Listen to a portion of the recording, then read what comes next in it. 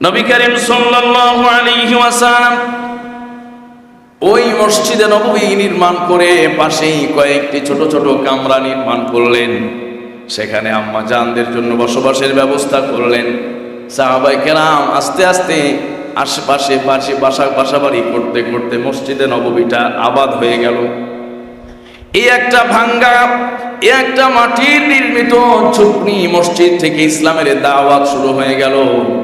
মদিনায় মাত্র 10 বছরে এমন একটা পরিবেশ তৈরি হলো, এই মদিনা এবং মদিনার পার্শ্ববর্তী যতগুলো অঞ্চল ছিল, যতগুলো গোত্র ছিল, সমস্ত গোত্রগুলোর অধিকাংশ মানুষ মুসলমান হয়ে মদিনাকেই মদিনা রাষ্ট্রের প্রধান বানিয়েছিল। সুবহানাল্লাহ।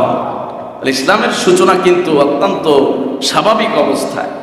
মসজিদে নববী এখন যে দৃশ্য, সেই দৃশ্য সেখানে আজ থেকে 1450 বছর আগে ছিল না। একদম জীর্ণ শীর্ণ অবস্থায় নবীজি সাল্লাল্লাহু আলাইহি সাল্লাম মদিনায় যাত্রা শুরু করলেন, মদিনায় সূচনা আরম্ভ করলেন। সম্মানিত ভাইয়েরা, নবীজি সাল্লাল্লাহু আলাইহি ওয়াসাল্লাম যখন মদিনায় আস্থানা গাড়লেন, মদিনায় যখন নিজের অবস্থান তৈরি করলেন, মদিনার আউস এবং খাজরাজের সমস্ত মানুষগুলোই মাত্র কিছু সংখ্যক মানুষ ছাড়া তারা নবীজির হাতে বায়াত গ্রহণ করে ইসলাম কবুল করলেন। জোরে বলুন সুবহানাল্লাহ। বলছিলাম এরাই ছিলেন হলো ইতিহাসে আনসার। নবীজি সাল্লাল্লাহু আলাইহি সাল্লাম মসজিদে নববী নির্মাণ করার সময় একটা কবিতা আবৃত্তি করলেন, লা আইশা ইল্লা আইশাল আখিরা ফাগফির লিল আনসার ওয়াল মুহাজিরা। বললেন যে এই মসজিদে নববী কষ্ট করে নির্মাণ করতেছ, হাতে পাথর বহন করা হচ্ছে, হাতে কাদামাটি বহন করা লাগতেছে, অনেক কষ্ট ক্লেশ করে মসজিদে নববী নির্মাণ করা হচ্ছে। মনে রাখো, জেনে রাখো, দুনিয়ার আরাম, দুনিয়ার আয়েশ আর দুনিয়ার শান্তি আসল শান্তি নয়, আসল শান্তি হলো আখিরাতের শান্তি। সুবহানাল্লাহ।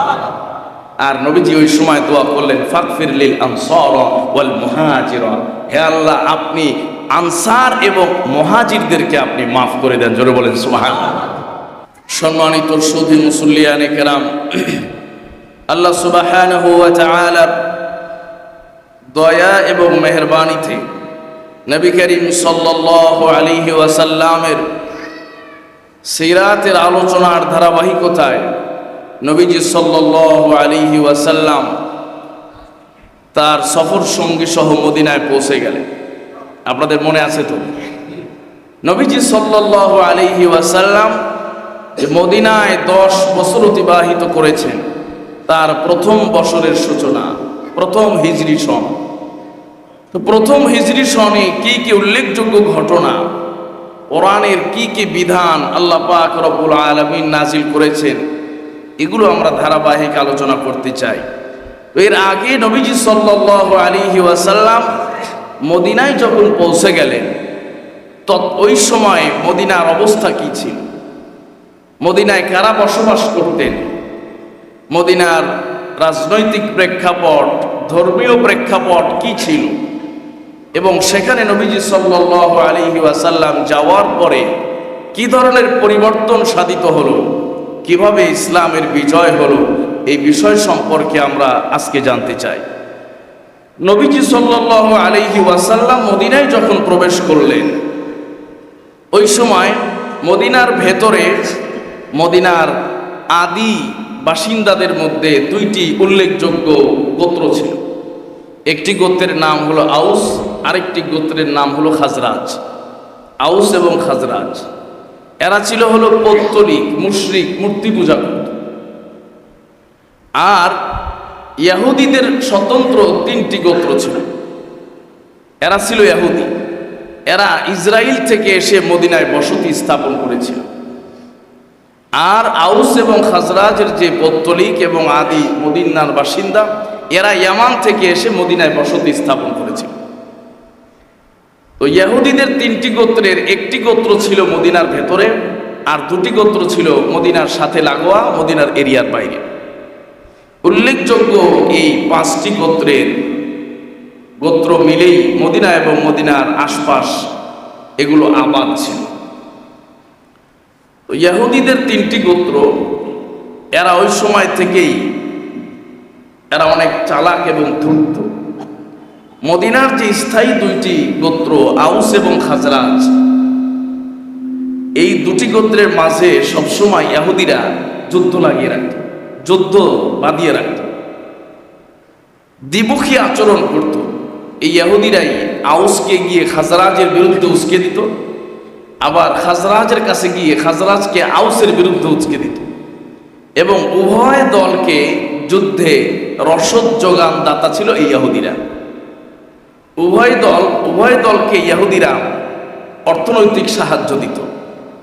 বিনিময়ে মদিনার আউস এবং খাজরাজের লোকদের অনেক ধন সম্পদ তাদের কাছে বন্ধক রাখতে হতো, এবং সুদের ব্যবসা, সুদি কারবারে ইহুদিরা লিপ্ত ছিল।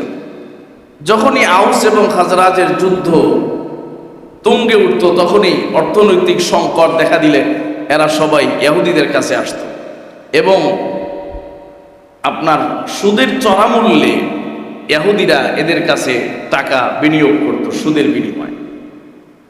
এইভাবে ইহুদিরা সবসময় এই দুই গোত্রের মাঝে যে দ্বন্দ্ব এবং যুদ্ধ এবং সংঘাত, এটি বাঁধিয়ে রেখেই তারা মূলত আস্তে আস্তে মদিনা এবং তৎপার্শ্ববর্তী এলাকায় এক ধরনের নিজেদের প্রভাব সৃষ্টি করত এবং প্রভাব টিকিয়ে রাখত।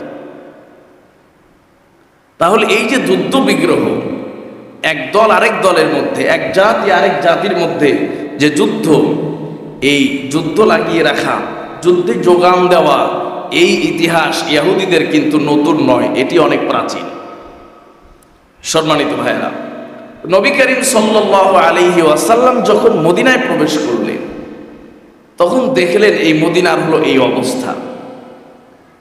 এবং মদিনার যে আউস এবং খাজরাজ গোত্র ছিল, নবীজি যাওয়ার পরে এদের অধিকাংশই মুসলমান হয়ে যান। সুবহানাল্লাহ, মুসলমান হয়ে যায়। এবং এরাই পরবর্তীতে আনসার ছিলেন, এরাই পরবর্তীতে মুহাজিরিন যে সাহাবায়ে কেরাম ছিলেন, তাদের সহযোগিতায়, ইসলামের সহযোগিতায় নিজেরা আত্মনিয়োগ করেছিলেন। নবীজি সাল্লাল্লাহু আলাইহি ওয়াসাল্লাম যাওয়ার পরে দেখলেন এই আউস এবং খাজরাজ গোত্রের মাঝে যুগ যুগ ধরে যুদ্ধ চলে আসতেছে। সর্বশেষ যেই যুদ্ধ নবীজি সাল্লাল্লাহু আলাইহি সাল্লাম গিয়েও সেখানে প্রত্যক্ষ করলেন, সেটি ছিল বুয়াসের যুদ্ধ। নবীজির হিজরতেরও 5 থেকে 6 বছর আগে সেই যুদ্ধ শুরু হয়েছিল, বুয়াসের যুদ্ধ। বুয়াস একটি স্থানের নাম, সেই জায়গায় যুদ্ধ সংগঠিত হয় আউস এবং খাজরাজের মাঝে। এই কারণে এই যুদ্ধকে বুয়াসের যুদ্ধ বলা হয়। নবীজি সাল্লাল্লাহু আলাইহি সাল্লাম গিয়ে তাদের হিস্ট্রি দেখলেন, তাদের কৃষ্টি কালচার দেখলেন যে এরা এক দল আরেক দলের সাথে, এক গোত্র আরেক গোত্রের সাথে এদের অবস্থা এমন আপনার দা আর মাছের মতো, ওই যে বেজি আর হলো কিসের মতো, সাপের মতো। কারোর সাথে কারোর কোনো সম্পর্ক হয় না, ভালোবাসা নাই, হৃদ্যতা নাই। যুগ যুগ ধরে এরা এক গ্রুপ আরেক গ্রুপের সাথে যুদ্ধে লিপ্ত। নবীজি সাল্লাল্লাহু আলাইহি সাল্লাম চিন্তা করলেন, এই যুদ্ধান্দেহী পরিবেশ যদি এখানে থাকে, তাহলে এখানে দাওয়াতি কার্যক্রম ফলপ্রসূ হবে না। পরিবেশ যদি শান্ত না হয়, মানুষের মেজাজ যদি শান্ত না হয়, তাহলে আপনি কাকে দাওয়াত দিবেন? এরা সকলেই তো এক দল আরেক দলের রক্তপান করার পিপাসায় লিপ্ত। সুতরাং এই পরিবেশকে শান্ত করতে হলে এখানে একটি শান্তিমূলক একটা চুক্তি এই সব গোত্র মিলে করতে হবে। এই 5 গোত্রের সাথে গিয়ে মক্কা থেকে হিজরত করে নবীজি এবং সাহাবায়ে কেরামের আরেক দল গিয়ে মদিনায় হাজির হলেন। তাহলে সংখ্যা বেড়ে গেল আরেক দল, সেটা হলো মুহাজির। ইহুদিদের 3টি, মদিনার আউস এবং খাজরাজ, এবং মক্কা থেকে হিজরতকারী সাহাবায়ে কেরামের মুহাজিরিনদের দল। এই সকলের শান্তি, নিরাপত্তা, ধর্মীয় নিরাপত্তা, অর্থনৈতিক নিরাপত্তা, জান মালের নিরাপত্তা, ইজ্জতের নিরাপত্তা, সার্বিক দিক বিবেচনায় নবীজি সাল্লাল্লাহু আলাইহি ওয়াসাল্লাম মদিনা সনদ কায়েম করেছিলেন, প্রতিষ্ঠা করেছিলেন। সুবহানাল্লাহ। মদিনা সনদের ধারাগুলো আমি ইনশাআল্লাহ আগামী জুমা আলোচনা করব, ওদিকে যাব না। যে মদিনা সনদ কায়েম করার, মদিনা সনদ প্রতিষ্ঠা করার মূল প্রেক্ষাপট ছিল এটা। যেহেতু নবীজি সাল্লাল্লাহু আলাইহি সাল্লাম ওখানে গিয়েছেন একটা মিশন নিয়ে, সেটি হলো দাওয়াতের মিশন, ইসলাম প্রচারের মিশন। সেই মিশনে তাকে সাকসেস হতে হলে, সফল কাম হতে হলে অবশ্যই এখানে একটি শান্ত, নিবিড়, সুন্দর পরিবেশ প্রয়োজন। সেই পরিবেশ তৈরির লক্ষ্যে আর দেখলেন যে যুগ যুগ মানুষ এখানে যুদ্ধ বিগ্রহ করে ক্ষতিগ্রস্ত হচ্ছে, অকাতরে প্রাণ বিসর্জন দিচ্ছে, এবং এইভাবে যদি চলতে থাকে তাহলে মানুষ সে কাঙ্ক্ষিত শান্তি পাবে না। তাই নবীজি সাল্লাল্লাহু আলাইহি ওয়াসাল্লাম মদিনা সনদের যে প্রবর্তন করলেন, মদিনা সনদ যে কায়েম করলেন, সেই সনদের আন্ডারে সকলকে থাকতে হবে এমন এক সনদ প্রতিষ্ঠা করলেন, যেই সনদে তৎকালীন সময় এই যুদ্ধানদেহী মদিনা এবং পার্শ্ববর্তী যে অঞ্চলগুলো সমস্ত মানুষ যারা একে অপরকে চেহারা পর্যন্ত দেখতে পারত না, কিন্তু এই সনদের আন্ডারে এসে, এই সনদের তত্ত্বাবধানে এসে সকলেই একে অপরের সঙ্গে হাস্যোজ্জ্বলভাবে জীবনযাপন করেছে। সকলের জান, মাল, ইজ্জত এবং ধর্ম, কর্ম সব কিছুর নিরাপত্তা এই মদিনা সনদের মাধ্যমে নবীজি দান করেছিলেন। সুবহানাল্লাহ। এই জন্য পৃথিবীর ইতিহাসে মদিনা সনদের গুরুত্ব সবচাইতে বেশি। সম্মানিত ভাইরা, নবীজি সাল্লাল্লাহু আলাইহি ওয়াসাল্লাম মদিনায় প্রবেশ করার পরে যেই জায়গায় নবীজির উটনি বসেছিল, ওই জায়গায় নবীজি সাল্লাল্লাহু আলাইহি ওয়াসাল্লাম একটি মসজিদ নির্মাণের পরিকল্পনা হাতে নিলেন। সুবহানাল্লাহ। নবীজি সাল্লাল্লাহু আলাইহি সাল্লাম যে মসজিদ নির্মাণের পরিকল্পনা নিলেন, যে জায়গায় উটনি বসেছিল, এই উটনির বসার স্থানে এই জায়গাটি ছিল দুইজন ইয়াতীম বালকের। একজনের নাম ছিল সাহাল, আরেকজনের নাম ছিল সোহাইল। দুই ভাইয়ের এই জায়গা। নবীজি সাল্লাল্লাহু আলাইহি সাল্লাম বললেন যে এই জায়গায় মসজিদ নির্মাণ করতে চায়, যেহেতু ইতিপূর্বেই কুবায় একটি মসজিদ নির্মিত হয়েছে, মদিনা থেকে অনেক দূরে। এখন মদিনায় যদি মসজিদ নির্মিত না হয় তাহলে মুসলমানদের দিন পালনে ব্যত্যয় ঘটবে, সমস্যা হবে। নবীজি সাল্লাল্লাহু আলাইহি সাল্লাম মসজিদে নববী নির্মাণের উদ্যোগ নিলেন।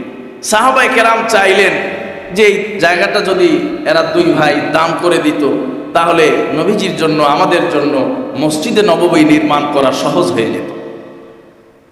কিন্তু নবীজি সাল্লাল্লাহু আলাইহি ওয়াসাল্লাম বললেন, আমি এই মদিনার এই জায়গাটুকু ইয়াতীম দুই বালকের জায়গা, আমি বিনামূল্যে নিয়ে মসজিদ নির্মাণ করতে চাই না। তোমরা তাদেরকে ডাকো, যদি তারা স্বেচ্ছায় এই মসজিদের এই জায়গাটুকু আমার কাছে বিক্রি করে দেয় তাহলে আমি তাদেরকে ন্যায্য মূল্য দিয়ে মসজিদের জন্য ক্রয় করে নিব। সুবহানাল্লাহ। তাহলে নবীজি সাল্লাল্লাহু আলাইহি সাল্লাম বিনামূল্যে অনুদানের জায়গায় কিন্তু মসজিদে নববী নির্মাণ করেন নাই। নবীজি সাল্লাল্লাহু আলাইহি সাল্লাম তাদের উভয়কে ডাকলেন, তাদেরকে অফার করলেন যে এখানে মসজিদ নির্মাণ হবে, সুতরাং এই জায়গাটি আমরা তোমাদের কাছ থেকে কিনতে চাই। তাদের উভয়ের অভিভাবক ছিল তাদের চাচা, তাকে ডাকলেন। তারা বিক্রি করতে সম্মত হলো। নবীজি সাল্লাল্লাহু আলাইহি ওয়াসাল্লাম তৎকালীন 10 দিনার মানে 10টি স্বর্ণ মুদ্রা দিয়ে নবীজি সাল্লাল্লাহু আলাইহি সাল্লাম ওই জায়গা ক্রয় করে নিয়েছিলেন। সুবহানাল্লাহ। অনেক বর্ণনা এসেছে যে 20 উকিয়া রূপা দিয়ে নবীজি সেই জায়গা ক্রয় করেছে। তো যেই বর্ণনাই হোক, নবীজি সাল্লাল্লাহু আলাইহি সাল্লাম তৎকালীন ন্যায্য মূল্য দিয়ে ওই জায়গাটি নির্মাণ করেছিলেন, ক্রয় করে নিয়েছিলেন। নবীজি সাহাবায়ে কেরামকে বললেন এখানে মসজিদ নির্মাণ হবে। ওই জায়গাটা অনেক উঁচু নিচু ছিল, অনেকটা উঁচু নিচু, এবং কাজ করে কষ্ট করে জায়গাটাকে সুন্দর করার পরিবেশ করতে হবে, সুন্দর করতে হবে। নবীজি আমার নিজে অংশগ্রহণ করলেন, সাহাবায়ে কেরাম অংশগ্রহণ করলেন।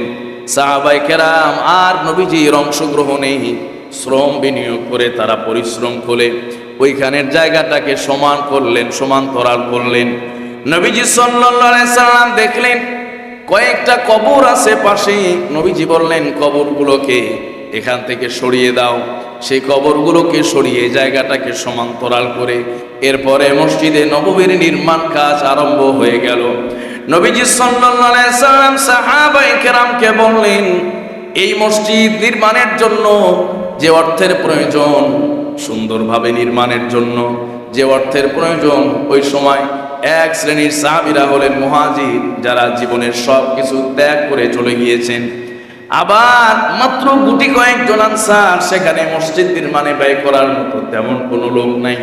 নবীজি বললেন যে কাদা মাটি দিয়ে পাথর দিয়ে ওয়াল তৈরি করা হবে, আর নিচেও এমন মাটির ফ্লোর করা হবে, আর উপরে ছাদের জন্য খেজুরের গুড়ি বসিয়ে দেওয়া হবে, আর খেজুরের গুড়ির উপরে ফাঁকে ফাঁকে খেজুরের পাতা এবং কিছু চট দিয়ে ছাদ তৈরি করা হবে।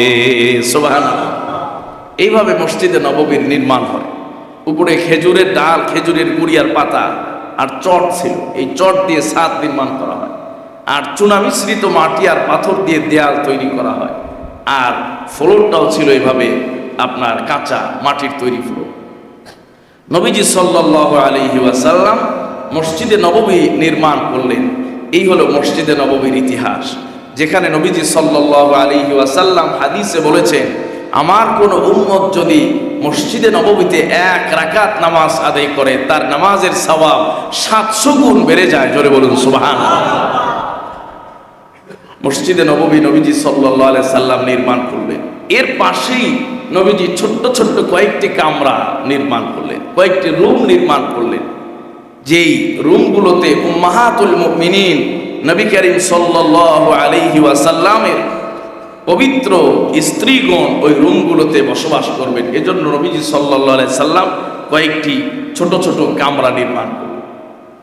নবী করিম সাল্লাল্লাহু আলাইহি ওয়াসাল্লাম ওই মসজিদে নববী নির্মাণ করে পাশেই কয়েকটি ছোট ছোট কামরা নির্মাণ করলেন। সেখানে আম্মা জানদের জন্য বসবাসের ব্যবস্থা করলেন।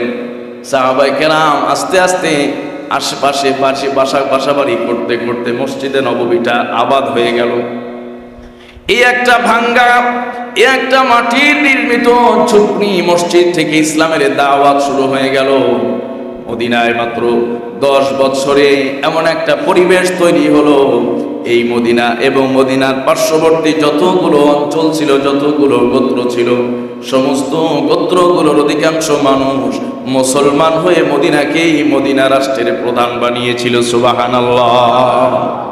ইসলামের সূচনা কিন্তু অত্যন্ত স্বাভাবিক অবস্থায়। মসজিদে নববী এখন যে দৃশ্য, সেই দৃশ্য সেখানে আজ থেকে 1450 বছর আগে ছিল না। একদম জীর্ণ শীর্ণ অবস্থায় নবীজি সাল্লাল্লাহু আলাইহি সাল্লাম মদিনায় যাত্রা শুরু করলেন, মদিনায় সূচনা আরম্ভ করলেন। সম্মানিত ভাইয়েরা, নবীজি সাল্লাল্লাহু আলাইহি ওয়াসাল্লাম যখন মদিনায় আস্থানা গাড়লেন, মদিনায় যখন নিজের অবস্থান তৈরি করলেন, মদিনার আউস এবং খাজরাজের সমস্ত মানুষগুলোই মাত্র কিছু সংখ্যক মানুষ ছাড়া তারা নবীজির হাতে বায়াত গ্রহণ করে ইসলাম কবুল করলেন। জোরে বলুন সুবহানাল্লাহ। বলছিলাম এরাই ছিলেন হলো ইতিহাসে আনসার। নবীজি সাল্লাল্লাহু আলাইহি সাল্লাম মসজিদে নববী নির্মাণ করার সময় একটা কবিতা আবৃত্তি করলেন, লা আইশা ইল্লা আইশাল আখিরা ফাগফির লিল আনসার ওয়াল মুহাজিরা। বললেন যে এই যে মসজিদে নববী কষ্ট করে নির্মাণ করতেছো, হাতে পাথর বহন করা হচ্ছে, হাতে কাদামাটি বহন করা লাগতেছে, অনেক কষ্ট ক্লেশ করে মসজিদে নববী নির্মাণ করা হচ্ছে। মনে রাখো, জেনে রাখো, দুনিয়ার আরাম, দুনিয়ার আয়েশ আর দুনিয়ার শান্তি আসল শান্তি নয়, আসল শান্তি হলো আখিরাতের শান্তি। সুবহানাল্লাহ। আর নবীজি ওই সময় দোয়া করলেন, ফাগফির লিল আনসার ওয়াল মুহাজিরা, হে আল্লাহ আপনি আনসার এবং মুহাজিরদেরকে আপনি মাফ করে দেন। জোরে বলেন সুবহানাল্লাহ। তাহলে আনসার মানে হলো কি? আনসার মানে হলো সাহায্যকারী। আনসার মানে কি? সাহায্যকারী। নুসরাতুন মানে সাহায্য করা, সেই নুসরাতুন থেকে এসেছে হলো আনসার। আনসার মানে হলো সাহায্য করা। ইসলামকে যারা সাহায্য করেছে, নবীজি সাল্লাল্লাহু আলাইহি ওয়াসাল্লাম এবং সাহাবায়ে কেরামকে যারা সাদরে গ্রহণ করে, যারা জান মাল উৎসর্গ করে দিয়েছিলেন, তাদেরকে ইতিহাসে আনসার বলা হয়। নবীজি এই দোয়ায় ফাগফির লিল আনসার ওয়াল মুহাজিরা, নবীজি আনসারদের কথা আগে আলোচনা করেছেন। সুবহানাল্লাহ। তাহলে আনসারদের শ্রেষ্ঠত্ব, আনসারদের ফজিলত কম না বেশি? অনেক বেশি। নবী করিম সাল্লাল্লাহু আলাইহি ওয়াসাল্লাম মসজিদে নববী নির্মাণ করার পরে যেই সকল সাহাবায়ে কেরাম মক্কা থেকে হিজরত করে চলে গিয়েছেন নবীজির সাথে, তাদের কোনো বাসস্থান নাই, থাকার ব্যবস্থা নাই, তাদের কোনো বাসস্থান নাই, তাদের কোনো ঘর নাই, তাদের কোনো বাড়ি নাই, তাদের কোনো বাসা নাই। এই মদিনায় তাদের আপনজন বলতে কেউ নাই, আত্মীয় বলতে কেউ নাই। নবী করিম সাল্লাল্লাহু আলাইহি ওয়াসাল্লাম উখুওয়াতুল ইসলাম, ইসলামী ভ্রাতৃত্ব স্থাপন করে দিলেন। জোরে বলুন সুবহানাল্লাহ। ইসলামী ভ্রাতৃত্ব স্থাপন করে দিলেন। একজন মুহাজিরকে আরেকজন আনসারের সাথে ভাই স্থাপন করে দিলেন, ভাই বানিয়ে দিলেন, ধর্মীয় ভাই বানিয়ে দিলেন। একজন মুহাজিরকে আরেকজন আনসারের সাথে ভাই বানিয়ে দিলেন। নবীজি সাল্লাল্লাহু আলাইহি সাল্লাম বললেন, আজ থেকে এই সকল মুহাজির যারা মক্কা থেকে হিজরত করে আমার সাথে এসেছে, এরা সবাই হলো তোমাদের একজন আরেকজনের ভাই।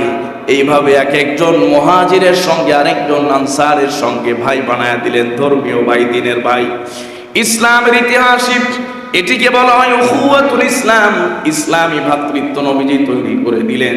এমন অবস্থা ছিল, হযরতে আনসার সাহাবায়ে কেরাম, মদিনার সাহাবায়ে কেরাম আপন ভাইকে যেমন ভাবে নিজের বাবার সম্পত্তির অধিকার দিয়েছিল, দিয়ে থাকে, ঠিক তেমনি ভাবে আনসার সাহাবীগণ, মুহাজির সাহাবীগণকেও নিজের বাবার সম্পত্তির অধিকার দিয়েছিল। সুবহানাল্লাহ। একজন ভাই আরেকজন ভাইয়ের যেভাবে বাবার সম্পত্তির মেরাজ পায়, উত্তরাধিকার বলে যে সম্পদের অধিকার পায়, একজন আনসার আরেকজন মুহাজিরকে ঠিক তেমনি নিজের সম্পদের অধিকার দিয়েছিল। জোরে বলুন সুবহানাল্লাহ। এই জন্যই আল মুসলিম ও আহুল মুসলিম, একজন মুসলমান হলো আরেকজন মুসলমানের ভাই। একজন মুসলমানের সাথে আরেকজন মুসলমানের রক্তের সম্পর্কের চাইতেও এই দ্বীনি সম্পর্ক, ঈমানি সম্পর্ক সবার উপরে। কথা বলুন ঠিক কিনা? আজকে আমাদের সমাজে এই জায়গাটা আমরা সবচেয়ে বড় দুর্বল। এটি আজকে আমাদের সমাজে সবচেয়ে বেশি বিবর্জিত, যে আমরা একজন মুসলমান আরেকজন মুসলমানের ভাই হতে পারি না। আপন ভাই তো ভাই হয় না, আরেকজন মুসলমান ভাই তো বহুত দূরের কথা। সম্মানিত ভাইয়েরা, নবীজি সাল্লাল্লাহু আলাইহি সাল্লাম যখন এই উখুওয়াতুল ইসলামের ঘোষণা দিলেন, আনসার সমস্ত সাহাবায়ে কেরাম একজন আরেকজনকে ভাই বানিয়ে দিলেন। হযরতে আব্দুর রহমান ইবনে আউফ নামক একজন সাহাবী ছিলেন। তিনি হিজরত করে মক্কা থেকে এসেছিলেন। মক্কায় তার জায়দাদ, তার জায়গা সম্পত্তি সবকিছুই ছিল, কিন্তু মদিনায় সে নিঃস্ব, মদিনায় কিচ্ছু নাই।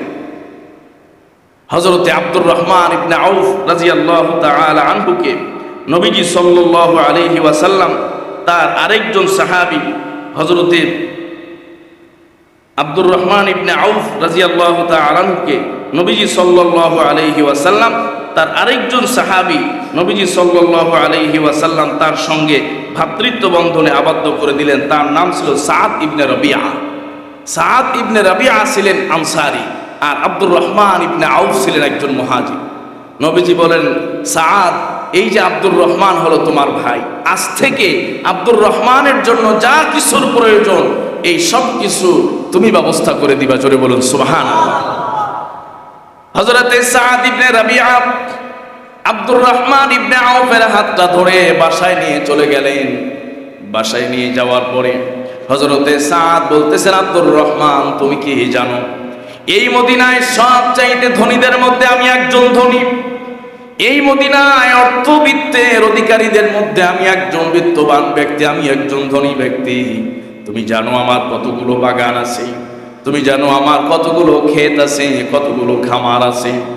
আবার শুধু তাই নয়, হযরতে সাআদ ইবনে রাবিআ বললেন, আব্দুর রহমান, আমার দুইজন স্ত্রী আছে, আমি তোমাকে অফার করতেছি, যেহেতু তুমি আমার ভাই হয়ে গিয়েছো। নবীজি বলেছেন, উখুওয়াতুল ইসলাম, একজন ভাই আর একজন ভাইকে পরিপূর্ণ অধিকার দিয়ে দিতে হবে। তুমি আজকে থেকে আমার ভাই হওয়ার কারণে আমার যত জায়দাদ আছে, আমার যত সম্পদ আছে, যতগুলো বাগান আছে, যতগুলো পুকুর আছে, যতগুলো খামার আছে, যতগুলো ক্ষেত আছে, এই সব সম্পদ, সব অর্থগুলোর মধ্যে আজ থেকে আমি তোমাকে অর্ধেক সম্পত্তি দিয়ে দিলাম। সুবহানাল্লাহ। অর্ধেক সম্পদ আমি তোমাকে দিয়ে দিলাম আব্দুর রহমান। তুমি মক্কা থেকে এসেছো, তোমার এখানে পরিচিত কেউ নাই, কেউ তোমার সঙ্গে মেয়ে বিয়ে দিবে না, তোমার বিবাহের প্রয়োজন, স্ত্রীর প্রয়োজন হতে পারে। এজন্য আমার দুইজন স্ত্রী আছে, আমি তাদের মধ্য থেকে তোমাকে যাকে পছন্দ হয় তাকে আমি তালাক দিয়ে দিব। ইদ্যত শেষ হওয়ার পরে তোমাকে আমি তার সঙ্গে বিয়ে দিয়ে দিব। হযরতে আব্দুর রহমান ইবনে আউফ হযরতে সাআদ ইবনে রাবিআর এই কথাগুলো মনোযোগ দিয়ে শুনলেন। এরপরে নিশ্চুপ অবস্থায় হযরতে আব্দুর রহমান ইবনে আউফকে বলেন, আব্দুর রহমান, মক্কা থেকে হিজরত করে নবীজির সঙ্গে তোমার ধন সম্পত্তি আর তোমার স্ত্রীকে বিবাহ করার জন্য আসি নাই, এই মক্কায় এসেছি ইসলামের জন্য। সুতরাং তোমার ধন সম্পদের মধ্যে আল্লাহ তাআলা বরকত দেন, তোমার ধন সম্পদের প্রয়োজন নাই। মদিনার বাজার কোন দিকে, আমাকে মদিনার বাজারটাকে দেখিয়ে দাও। আল্লাহু আকবার।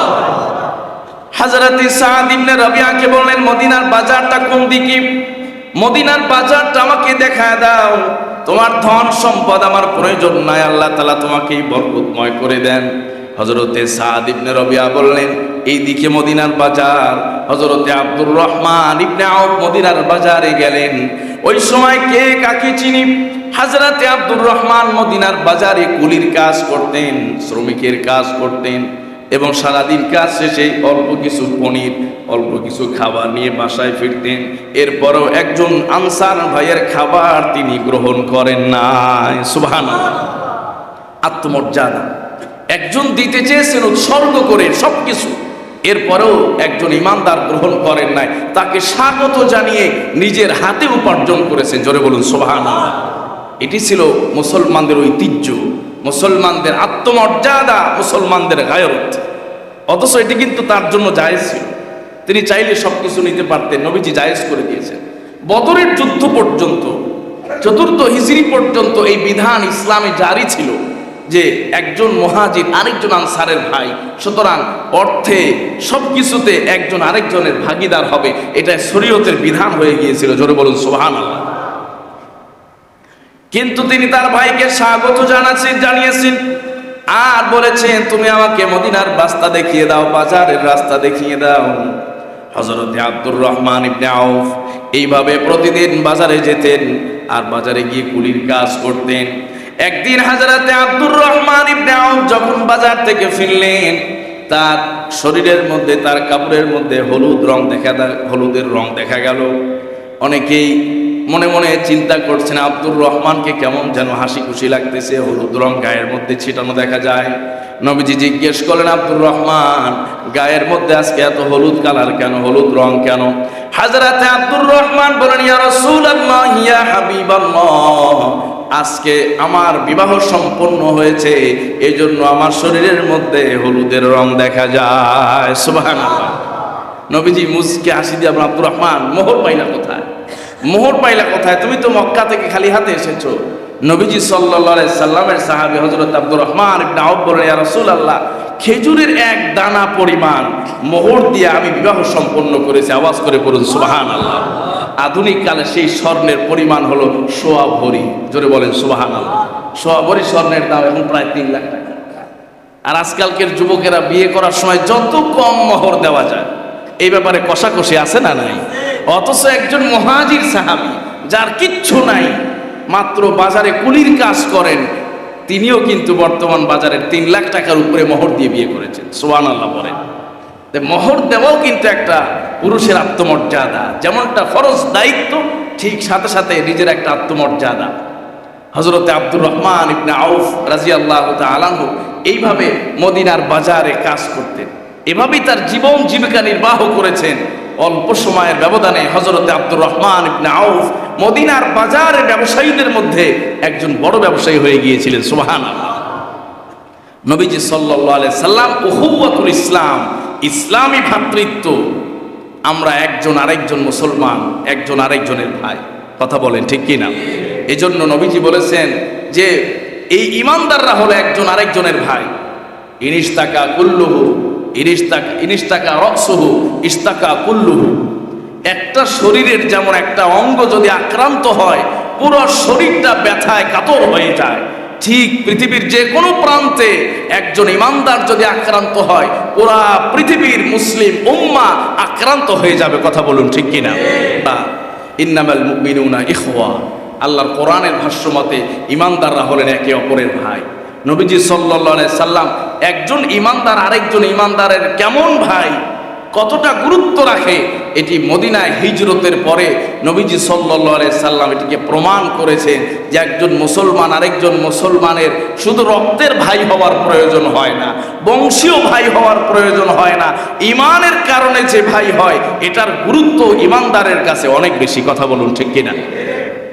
সম্মানিত ভাইয়েরা, এই জন্য আমরা সেই মুসলিম জাতি হিসাবে একজন আরেকজনের ভাই হওয়ার চেষ্টা করি, এক প্রতিবেশী আরেক প্রতিবেশীর ভাই হওয়ার চেষ্টা করব, এক প্রতিবেশী আরেক প্রতিবেশীর দ্বারা যেন কষ্ট না পায়। সম্মানিত ভাইয়েরা, নবীজি সাল্লাল্লাহু আলাইহি ওয়াসাল্লাম এইভাবে যখন মদিনায় আসলেন, মদিনায় আসার পরে আস্তে আস্তে মদিনার পরিবেশকে তিনি কি করলেন? পরিবেশকে শান্ত করলেন, সুন্দর করলেন। তো ইসলামের প্রধান দাওয়াতই ছিল, এখনো কিন্তু যুদ্ধ শুরু হয় নাই, এখনো কিন্তু গজওয়া আসে নাই, জিহাদ আসে নাই, কিন্তু মানুষ দলে দলে ইসলাম কবুল করা শুরু করেছে। কেন? এখানে মদিনায় মুসলমানদের প্রধান দাওয়াতের হাতিয়ার ছিল হলো তাদের আখলাক, তাদের ব্যবহার, তাদের আচার আচরণ, এটাই ছিল সবচেয়ে বড় দাওয়াত। এই আচার আচরণ এবং ব্যবহার দেখেই অসংখ্য মানুষ মুসলমান হয়ে গিয়েছিল। সুবহানাল্লাহ।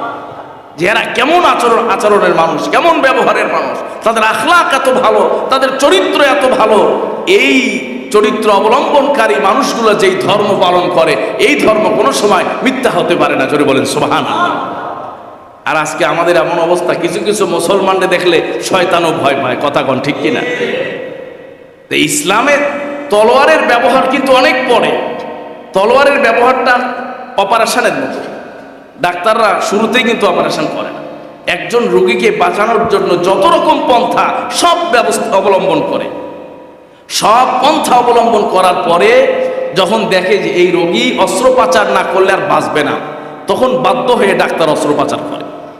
ঠিক ইসলামে তাই, যখন দেখলো পুরা দেশের মানুষগুলো এখন ইসলামকে কবুল করেছে, গুটি কয়েকজন মানুষ, কিছু সংখ্যক মানুষ হয়তো এদের কপালে হেদায়েত নেই, এই জন্য এদেরকে এই অপারেশনের মতো এখন এদের বিরুদ্ধে যদি জিহাদ যুদ্ধ না করা হয় তাহলে দেখা যাবে পুরা জাতি ক্ষতিগ্রস্ত হবে। তখনই নবীজি সাল্লাল্লাহু আলাইহি সাল্লামের উপরে জিহাদের আয়াত নাজিল হয়েছিল। এবং ইসলামে জিহাদ কিন্তু আপনার আক্রমণাত্মক নয়, সব সময় অধিকাংশ সব জিহাদগুলোই হয়েছে প্রতিরক্ষামূলক। আগে মুসলমানেরা কোনোদিন আক্রমণ করে নাই। জোরে বলেন সুবহানাল্লাহ। এবং নবীজি সাল্লাল্লাহু আলাইহি সাল্লামই একমাত্র সেনাপতি, যুদ্ধের সেনাপতি, যিনি যুদ্ধে নেতৃত্ব দিয়েছেন, জিহাদে নেতৃত্ব দিয়েছেন। এতগুলো যুদ্ধে জিহাদে নেতৃত্ব দেওয়ার পরে তার হাত কোনো সময় রক্তে রঞ্জিত হয় না। আওয়াজ করে পড়েন সুবহানাল্লাহ। তার হাত কোনো সময় রক্তে রঞ্জিত হয় না, বরং নবীজি সাল্লাল্লাহু আলাইহি সাল্লাম আরও বিভিন্ন জায়গায় আক্রান্ত হয়েছে। উহুদের ময়দানে আক্রান্ত হয়েছে, তয়েফের ময়দানে শত্রুরা আক্রমণ করেছে, দাঁত মোবারক উহুদে শহীদ হয়েছে, তয়েফে রক্তে রঞ্জিত হয়েছেন।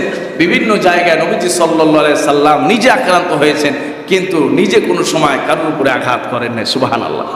তিনি এমন একজন যুদ্ধ পরিচালক ছিলেন, এমন একজন সেনাপতি বলেন, এমন একজন নবী ছিলেন, যেভাবে তিনি উম্মতকে একত্রিত করেছেন এবং উম্মতের কল্যাণে তিনি নিজেকে উৎসর্গ করে দিয়েছেন। সম্মানিত ভাইয়েরা, নবীজি সাল্লাল্লাহু আলাইহি ওয়াসাল্লাম মদিনায় যাওয়ার পরে তাদের সঙ্গে যখন অন্যান্য ধর্মের লোকদের সঙ্গে যখন সাহাবায়ে কেরাম ওঠা বসা করলেন, ক্রয় বিক্রয় করতেছেন, সমাজে চলতেছেন, উঠতেছেন, বসতেছেন, সাহাবায়ে কেরামের আচার আচরণ, তাদের ব্যবহার, তাদের আখলাকে অভিভূত হয়েই মূলত মানুষ মুসলমান হয়ে গিয়েছে। সুবহানাল্লাহ। সম্মানিত ভাইয়েরা, এই জন্য একজন মুসলমানের আচরণ সব সময় এমন হওয়া চাই যে আমার দ্বারা যেন মানুষ ইসলামকে চিনতে পারে। কথা বলুন ঠিক কিনা? আমার দ্বারা যেন ইসলামকে চিনতে পারে, আমার আচরণে যেন মানুষ ইসলামকে চিনতে পারে, ইসলামের পরিচয় পায়। আমার আচরণে, আমার ব্যবহারে যেন মানুষ ইসলামকে খুঁজে পায়। আর যদি এমন হয় যে আমার আচরণ আর আমার ব্যবহারের কারণে মানুষ ইসলাম থেকে দূরে সরে যায়, তাহলে আমি আসলে মুসলমান হতে পারি না। কথা বলুন ঠিক কিনা? এই জন্য নবীজি সাল্লাল্লাহু আলাইহি ওয়াসাল্লাম শত্রুর সঙ্গেও এমন আচরণ করতেন, ইতিহাসে বিরল। এরকম আচরণ অনেক সময় মানুষ বন্ধুর সাথে করতে পারে না।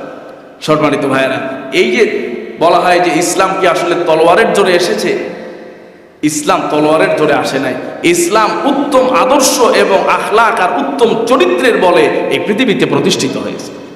এখনো মানুষ ইসলামের ছায়াতলে আসছে। এখনো বিভিন্ন জায়গায় বিভিন্ন মানুষের আচার আচরণ ব্যবহার কৃষ্টি কালচার দেখে মানুষ বিভিন্ন ধর্ম থেকে ইসলামের দিকে অনুপ্রাণিত হয়। সম্মানিত ভাইয়েরা, এই জন্য সিরাতের আলোচনায় আমাদের সার্থকতা ওই জায়গায় যখন আমরা নবীজি এবং সাহাবায়ে কেরামের মতো চরিত্র ধারণ করতে পারবো। কথা বলুন ঠিক কিনা? যে হযরতে আপনার আব্দুর রহমান ইবনে আউফ এবং সাদ ইবনে রাবিআর যে ঘটনা, একজন মুসলমান আরেকজন মুসলমানের জন্য সব কিছু উৎসর্গ করে দিয়েছে। আর আমাদের দেশে 500 টাকার জন্য একজন আরেকজনকে মেরে ফেলায়, আছে না নাই? 500 টাকা, এটা মুসলমানের চরিত্র হতে পারে না। সম্মানিত ভাইয়েরা, আল্লাহ তাআলা আমাদের সবাইকে নবীজি সাল্লাল্লাহু আলাইহি ওয়াসাল্লামের এই সিরাত থেকে আমাদের চরিত্র যেন সংশোধনের তৌফিক দেন। সবাই পড়ি আমিন। সাহাবায়ে কেরাম যে চরিত্র ধারণ করেছেন, সাহাবায়ে কেরাম যে আখলাক ধারণ করেছেন, নবীজির যে আদর্শ ধারণ করেছেন, সে আদর্শ যেন আমরাও ধারণ করতে পারি, সেই তৌফিক দান করেন। সবাই পড়ি আমিন।